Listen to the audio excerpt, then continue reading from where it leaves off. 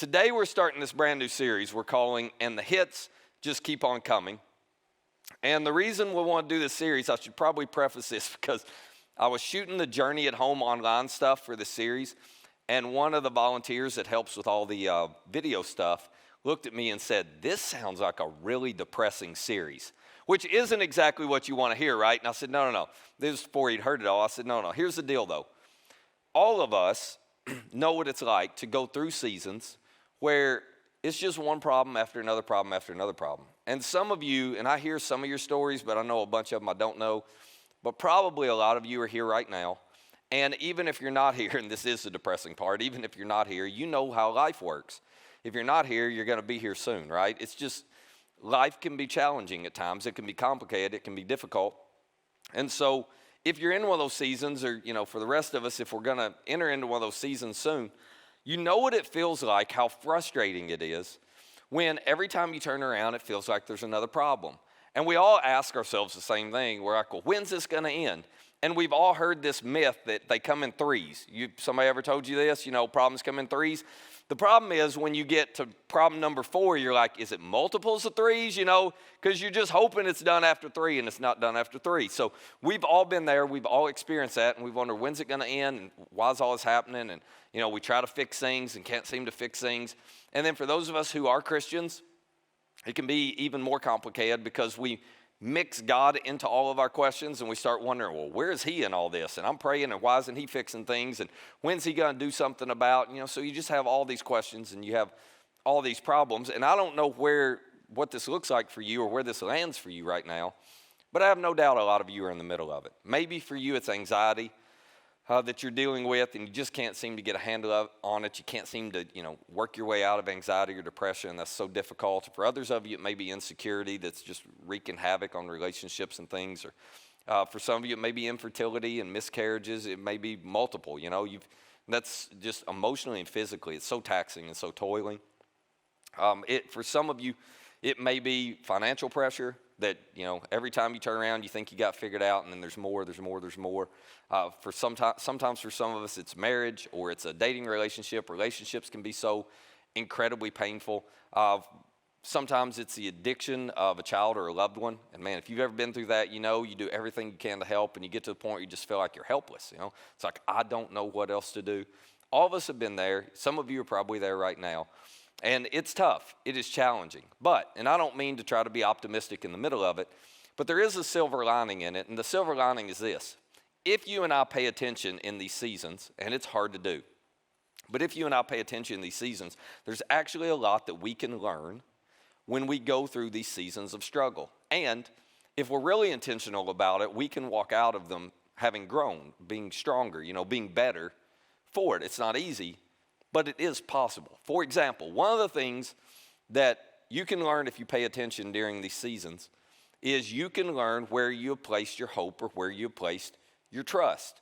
This becomes really obvious in seasons of struggle, and the reason it's so obvious is because, you find out whether the thing that you're actually counting on can sustain you in the storm, The thing that you put your trust in, that's where you usually turn when things get tough at first. When everything is up and to the right and life is good, we all assume we're really smart people, aren't we? This is just human nature. I'm just like you. We can place our trust in all kinds of things. As long as life is good, we think it's a good decision, and, we're smart, and, what happened to other people is not going to happen to us. But the minute the storm hits and the hits start coming, everything gets tested. Storms have a way of stress testing the foundations of our lives. And so if you're smart, if you're intentional, if you pay attention, you can actually figure out what the foundation of your life is. And the reason I say that's important is because those of us who are Christians, we always say, God is the foundation of my life. But, it's rhetoric. It's easy to say. But in reality, we really discover in the struggles of life what the foundation of our life is, where we have put our hope. And one of the things that we run into sometimes as Christians, if you're not a Christian, I'll just call us out on this, and you probably have watched this and wondered, what's that about? One of the things we do as Christians sometimes is we say God is our foundation. That's who I put my hope in. But it's not actually God. It's a version of God that we have created that we like. It's a version of God we created to make ourselves feel a little bit better. And I'll give you an example. What I mean by that is this. Sometimes we hold on to, Go to the next one, Brett. Sometimes we hold on to this idea that if God is good, well, things are bound to get better. Things are bound to get better. If God is good, well, everything's going to be okay. And that's not true at all. The way we define good God is this. A good God is a God who just does whatever I want him to do. That's how we think of a good God. But God never promised to be that. As a matter of fact, it's important to understand this. As difficult as life can get, we have no promise that's going to get easier. We don't. But we are all prone to put our hope or to put our trust in things that really can't hold us up. And as Christians, what happens then is when they don't hold us up, particularly if it's a version of God we believe in, and then everything doesn't play out and God didn't do what we thought he should do, well, what happens is doubt creeps in. And when doubt creeps in, then we're trying to figure out, well, what do I do with that, So what I want to do over the next few weeks is I want to address a lot of the questions that we have all thought and we have all felt when we were going through seasons where it was just one hit after another after another. The questions like, well, where is God in the middle of all this? And what happens if God doesn't answer prayer? I thought he was supposed to take care of this. And why wouldn't God fix that? And why wouldn't God change that? And why wouldn't God, do something different here? And we don't like to voice this, but if you're not a Christian, you know we think this. Anytime life gets tough, as Christians, we think, is this really worth it? And what I mean by that is it really worth it to trust God? Is it really worth it to keep following God if he's not going to do what I want him to do? So today, to start out, we're not going to answer all the questions today, but to start out today, I want us to talk through what does it look like to deal with doubt? What do you do when you find yourself asking all of those questions? How do you navigate through that? Is it possible to hold on to our trust and to have doubt at the exact same time? And I think it is. Now, some of you grew up in churches where you were taught, no, if you have doubt, it means you have weak faith or it means you have no faith, but that's not true at all. Doubt is actually a prerequisite for faith. If you think about it, there's no need for you to have any trust in God unless you have uncertainty and doubt and fear. Otherwise, trust is completely unnecessary. So you got to have one to have the other. But how do you navigate through and you not let go of one when you're dealing and facing doubts in the middle of difficult seasons of life? So there, in the accounts of Jesus' life, Matthew, Mark, and Luke, all three of those writers tell us a story about a father that I think can teach us something about this. So this father had a son who was having a severe health condition, and apparently had been going on for quite a while. And the father had tried a lot of different routes to get it fixed. And there's something odd in the story that I just need to point out because for all of us, it just feels a little odd. The father was convinced that his son was possessed by an evil spirit, and that's what was creating all of the health issues. So he tried a lot of different ways for healing. He hadn't found anything that worked. He heard about Jesus. So he tells us that, the writers tell us that he goes to Jesus. Jesus isn't there. He shows up. Jesus' disciples are there. Jesus isn't there. So he's like, well, the disciples, surely Jesus taught them how to do this. So he asked the disciples, will you just heal him? And the disciples try, and it doesn't work.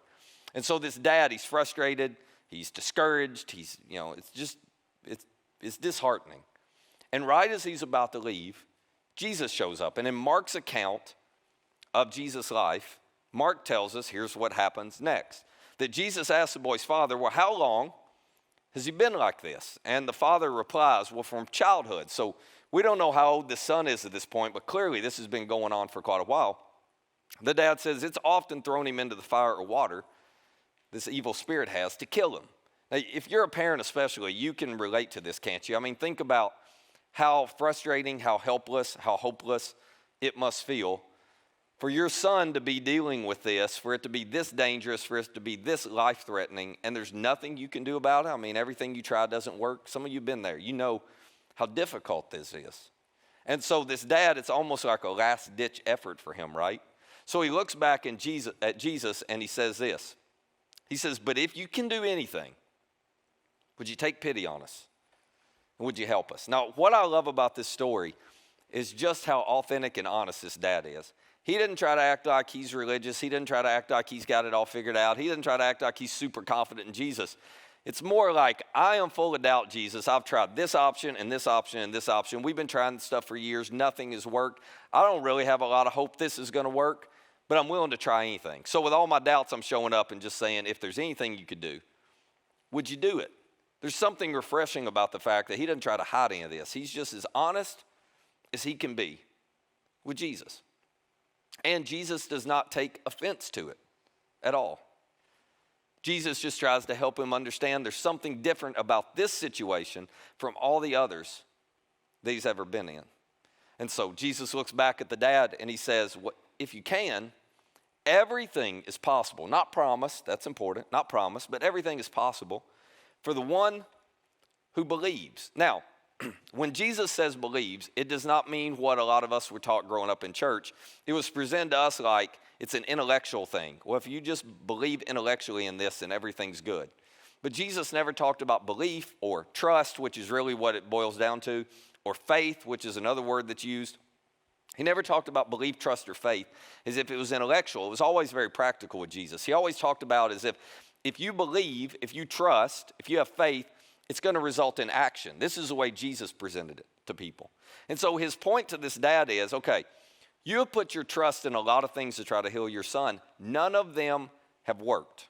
None of them have worked. But if you will put your trust in me, if you will just change the object you're trusting in, then everything's going to be possible. Not promised, but it's going to be possible for you. Now, the reason this is so important is because some of you grew up in church situations, or some of you have had moments in your life where you have been told that everything hinges on the amount of faith you have. In other words, if you prayed and God didn't answer that prayer, it's because you didn't have enough faith. And if you worked, whatever, and God didn't come through for you or provide for you, it's because you didn't have enough faith. And nothing could be further from the truth. What Jesus is trying to help this dad understand is something that I think may be freeing to a lot of you. And simply the idea that the object of your faith matters way more than the amount of your faith. This is always true.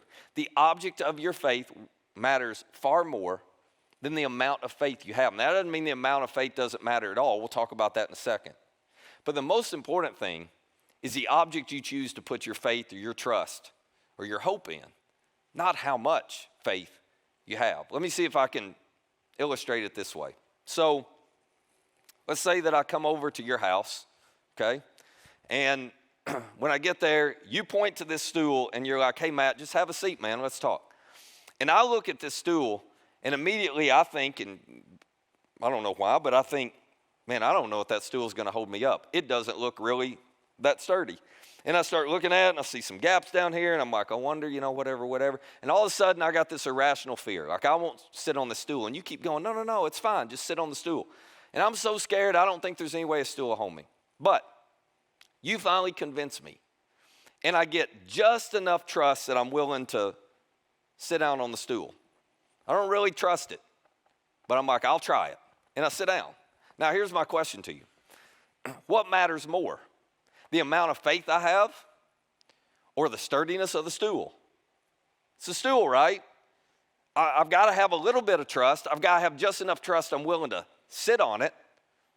But once I'm willing to put my weight on it, whether I fall or not is not dependent on the amount of trust I have. It's dependent on how sturdy the stool is. As long as the stool is sturdy, with my little bitty trust, I am good to go. Doesn't matter. Now, let me give you another scenario. It's a little more ridiculous. Let's say I come over to your house. Yeah. And you say, hey, Matt, grab a seat on my favorite stool. And I'm like, ain't no way. And they're like, no, really, Matt. I had this thing custom designed. It looks like it won't fall, or it'll fall, but it will not fall, I promise, Matt. It's made to look like this. Have a seat. And I'm all excited, and I'm like, oh, you wouldn't lead me astray. You clearly, this is kind of cool. So imagine that I have full faith, hope, and confidence that this stool is going to hold me up. And so I go, I'm not going to sit on it. Exactly. I'm not going to let y'all video that and put it on social media. So anyway, you know exactly what's going to happen, right? I can have total confidence this stool is going to hold me, and the amount of trust I have in the stool is totally irrelevant because the stool is not sturdy enough. The thing that matters most is the object of your faith, the object of your trust, not the amount of trust or the amount of faith you have. Now, you'll never know if the stool will hold you if you don't have enough trust to sit down on it. But that's about all the trust you need to have to discover whether it's trustworthy or not. So when Jesus looks at this dad and says, what do you mean if you can? I mean, everything's possible for the person who believes. All Jesus is trying to help him understand is this.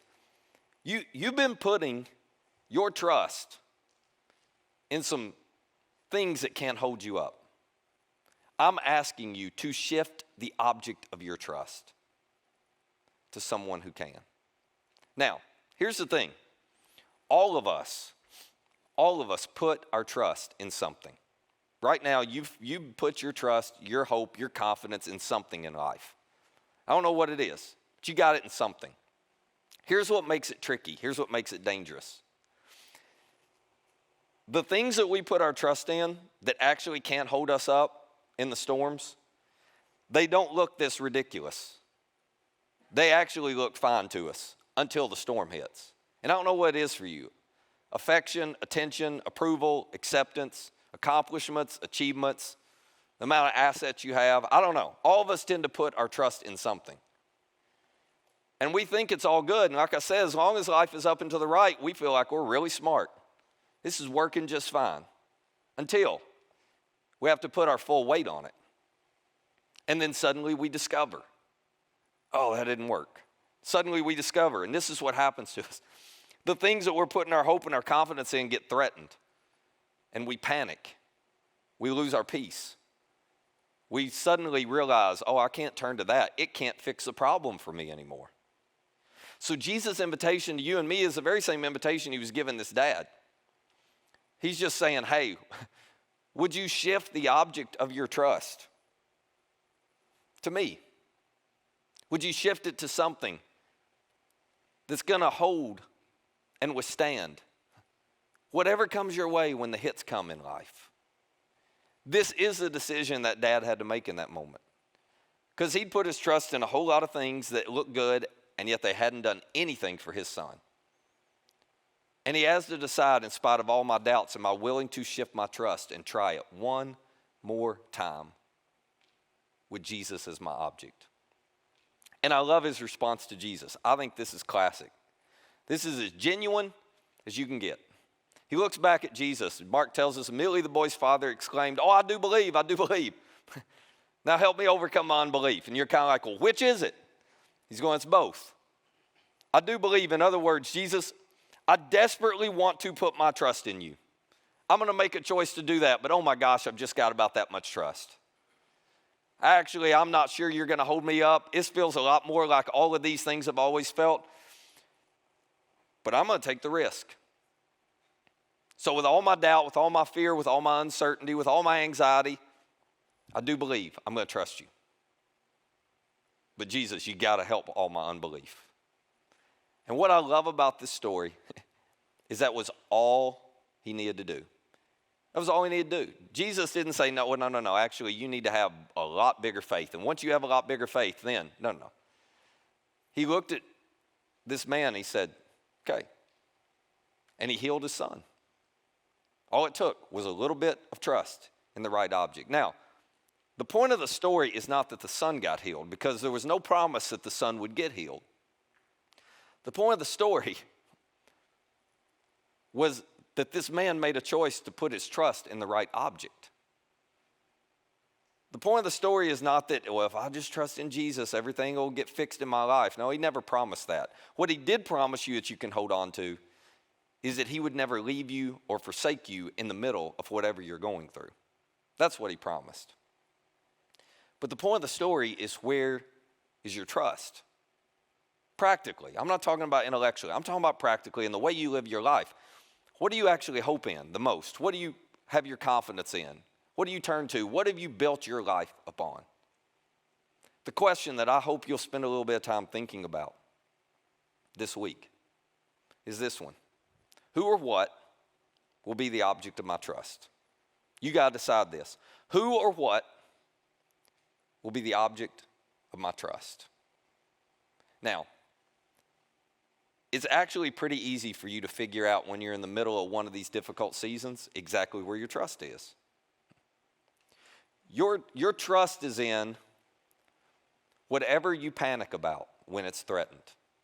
Your trust is in whatever, when you think you're about to lose it, you lose your peace. Your trust is in whenever things start to unravel and you start to come apart, okay, well, there you go. Because you don't freak out, you don't get anxious, you don't panic about things that you haven't put your trust in. You panic when the thing that you have built your life upon starts to get threatened. The identity of your life, the foundation of your life. You should never build your life on something that you can lose. This was Jesus' point. You should never build your life on something you can lose. But when you think you can lose it, that's why you panic. That's why you get anxious. That's why you become afraid. And Jesus' point is, and I don't know what this is for you, but Jesus' point is, if you have built your life on achieving a certain amount of money, on having security in this way, on this relationship, on your family, well, they'll all, whatever. As good as those things are, and there's nothing wrong with any of them, you can lose them all. So Jesus' invitation to the dad and Jesus' invitation to you and me is, would you just put your trust in me, the one that can never be shaken or taken from you?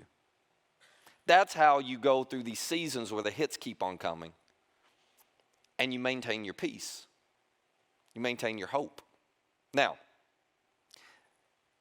everything I just described is idealistic. And it's idealistic in the sense of you don't just shift your trust to Jesus in a day.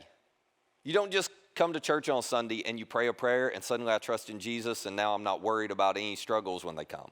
That's not the way it works. It is a process. It's a process of building trust. So what do you do if you want to shift your trust from whatever you have it in to Jesus? But every time life gets tough, you start to doubt. What do you do when you're trying to live over here and you find yourself drifting back over here? Well, here's what I would encourage you to do. Just adopt the prayer of this dad. Whenever you find yourself wanting to live there and you keep starting to drift back here, just say, okay, Lord, I believe. Help my unbelief. And just be honest with him. Jesus, I'm doing everything I can to trust you. But man, I'm full of doubt. And I'm just not sure. And I'm afraid. So I'm going to act as if I believe in you, even though emotionally I don't feel it. I'm just going to act as if I do, but you got to help me with all my doubt, my fear, my unbelief. If you will do that, and you may have to pray that prayer 1,000 times, but if you will do that, over time, you will learn how to build your life on the object that can never be taken or shaken from you. I'm telling you, the object of your trust, the object of my trust, matters way more than the amount of trust or faith any of us have. Think about it. This dad would have never known what Jesus could do if he didn't go and ask, in spite of his doubt, in spite of his fear, in spite of his frustration, in spite of his hopelessness. You will never know what God will do unless you go and ask him to help you. You'll never know unless you go. So my invitation to you, it's the same invitation I give myself. It's a reminder that I think we all need. My invitation to you is, would you be willing to let go of this, whatever this is for you, and instead not have a ton of faith, but have just enough faith to say, okay, Jesus, I'm going to put my confidence, my hope, my weight on you. I believe. Now help my unbelief. Let me pray for us. Father, I don't know the stories of everybody in here, but I have no doubt there are a lot of us in the room. They're in these seasons right now where it just feels like the hits keep on coming. It's one problem after another. And they do feel helpless. They may feel hopeless. It's frustrating. It's discouraging. We all know what that feels like. But in the middle of the storm, would you help us to have enough wisdom and enough intentionality to look around and to identify where our hope really is? Not where we say it is, not what we know we should say. But help us to have an awareness of, I'm actually putting my hope and my confidence in this for my life. And if it's not you, would you help us to have the courage of this dad that we read about this morning? And say, okay, Jesus, I believe. Help my unbelief. Help me to trust you. Because it's only in you that we find the peace, the strength that we need. And it's in your name we pray. Amen.